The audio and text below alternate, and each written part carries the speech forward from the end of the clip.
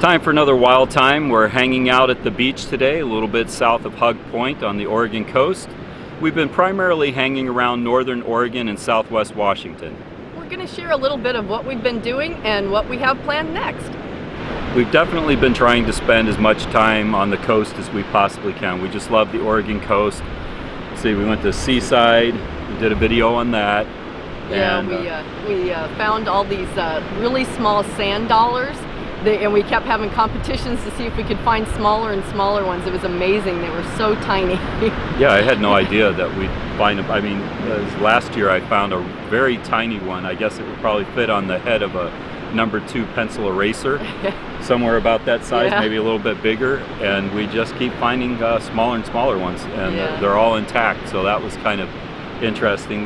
We like looking around and seeing that kind of stuff as we walk the beach. Enjoy walking as far as we can on the coast. Best place to walk is on the beach. Yeah, and see, we went to some shops. It's not really my thing, you know, but we do try to go in them every once in a while just to see what's in there, just kind of give us something to do. The tide pools, it's fun when it's low tide and you can go out and check out what's hanging out in the tide pools. Yeah, all the sea anemones and the mussels all over the place, and limpets and the sea stars. And the sea stars have been a little bit less this year. I guess there's been a problem with that. Yeah, they had a problem a couple of years ago, and they're just finally starting to come back, so that's good to see. But we really enjoy being at the coast, so we're doing that today. And very warm, no wind, beautiful day today. Yeah, I think it's supposed to be over 100 inland, so it'll probably be high 80s. About 90 here. 90, yeah. So we're going to enjoy a little bit of time on the beach. Besides the beach, we've also been doing a lot of other hiking. For instance, when we hiked on the Banks Vernonia Trail, that was great. We did a video about that too. There's just so much hiking in Oregon and forests, and it's great. Yeah, we just enjoy that quite a bit. So we try to get out hiking as much as possible.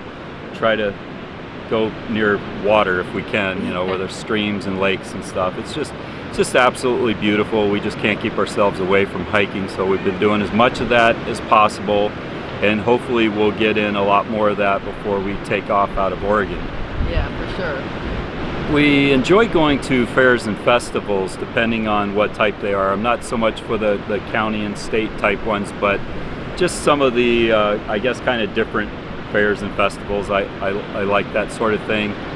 There's one that's quite different than a lot of fairs that most people might be used to. It's called the Oregon Country Fair. It comes around once a year in July. And I went over to that, spent some time. Susan spent some time with Barkley that day. And it's a pretty neat fair. I like it because there's people from all different walks of life that come there and meet once a year, and it takes place in the forest in Veneta, Oregon. And there's a lot of things on display, a lot of solar and just sustainable living type things, and there's people there doing primitive skills like I guess tanning hides and things, and let's see, fire craft, those types of things. We see that quite often there. Yeah, it's a really eclectic, interesting fair. I've been to it several times, and it's always very interesting. Yeah, very colorful, a lot going on, a lot of costumes, and it's what's really neat for me is that there's so many different types of people just co-inhabiting this place, and it always runs so well. I really like that. When I've been to some county fairs or something, they've got police all over the place directing traffic, and there's build-ups and everything. This place has over 20,000 people easy showing up in a day, and I've never had to even get stopped in any traffic. They just keep it flowing very well. I think they have over 1,000 volunteers and maybe just a handful of people that are salary that work there. And they have a really neat organization called Whitebird. And Whitebird is basically like an emergency medical team, and they will set a bone right there in the fair if they have to. You know, whatever happens, they have doctors and nurses and paramedics and EMTs there on staff, and they just are all over the fair. able to help people with their needs while they're there. And if you need your leg set, it doesn't cost you anything when you're at the fair. So if you're going to break your leg, break it there. Yeah, it's all volunteer and they don't charge for anything, so that's really great. Yeah, it's a neat fair. I think sometimes some of the pictures that surface of it maybe keep people away, but I recommend that you try it if you're in Oregon in July, and just give it a go, because I think sometimes people take pictures of maybe the weirdest possible things to show, which is understandable. But anyway, we try to hit the fairs and festival, and Oregon Country Fair was one of the ones that I went to recently. We enjoyed checking out the wildlife preserves. A couple that we went to were the Jackson Bottom Wetlands in Hillsboro, Oregon, and the Ridgefield Nature Preserve, I think it's called, in Washington. Yeah, we'll put links to these. Yeah, they were both really neat.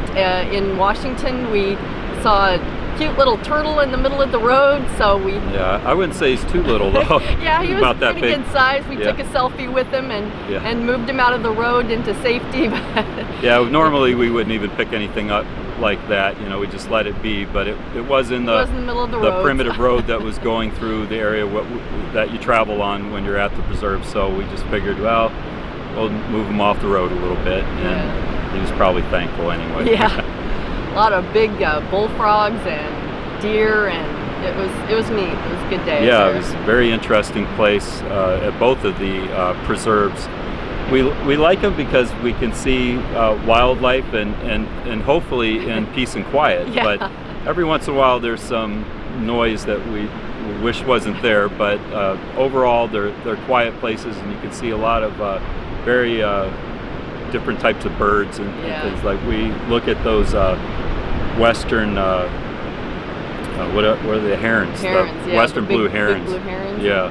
Those are really neat. We've been able to get some really neat footage of those, and you know, just a lot of birds and deer, like you said, and we saw a turtle. Yep. So we like going there. Yeah. Something that we do when we go to various locations is teach programs, outdoor skills programs about wildlife, and we do some guided hikes. So we've been doing a little bit of that, quite a bit actually, in Oregon while we've been here. And we have plans to do that elsewhere as we move on. And so that's been keeping us kind of busy. Yeah, for sure. Another thing we did was headed down to the Waterfront and the Portland Saturday Market one day. Did a video on that. That was a really great day. The Saturday Market is always fun. It's huge and all handmade crafts. Really fun to look around in there, and the day that we went, they happened to be having an event called the Big Float. That was really cool. Yeah, people just got on anything that floated and floated down the Willamette River. They had a live band that was in the river on a platform, so that was kind of cool. And just, you know, all the floats, unicorns and pizza slices, and it was just it was a really fun day down there too. So. Yeah, we enjoyed that quite a bit. The Saturday Market's also open on Sundays. Yeah. They just retained the name Saturday Market. It's pretty neat. Like Susan said, they're handmade items, and they are required to be made and sold by the same person. Yeah, so that's pretty neat. So always fun down at the Waterfront. We're not real big on going into cities unless there's just something really different there, some kind of monument or something that we want to go see. But for the most part, we steer clear of it. But we had a good time down there, and since we only do it every once in a great while, it makes it kind of interesting for us, so we did that. Recently we did a video about the things that we were dealing with our RV, kind of, you know, some small issues, and so lately we've been fixing some of those and also doing things to our truck. For example, we're changing the fuel filters on the truck. There's one located all the way in the back underneath the truck bed, and there's one up forward underneath the hood next to the engine. So been changing fuel filters and just getting everything ready to hit the road again. Yep, we're going to be probably next heading over towards in eastern Oregon and the spend some time Oregon, over there. Spend some time over there. We have family and friends in that area as well, so that's what's coming up next. Yeah, and after that, we are not sure if we're going to head to California or Utah first. We haven't quite nailed that down yet, but we plan to do a video right before we leave soon to let you know about those plans.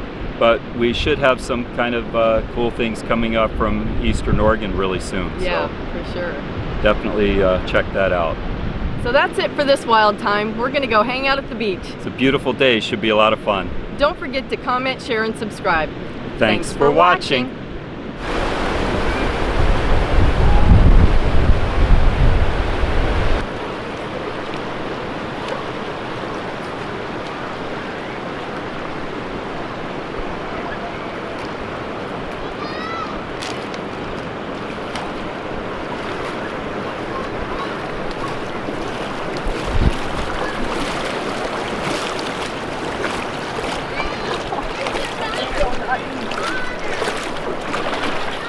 Sorry, Barkley. I was going to keep you down, but come on.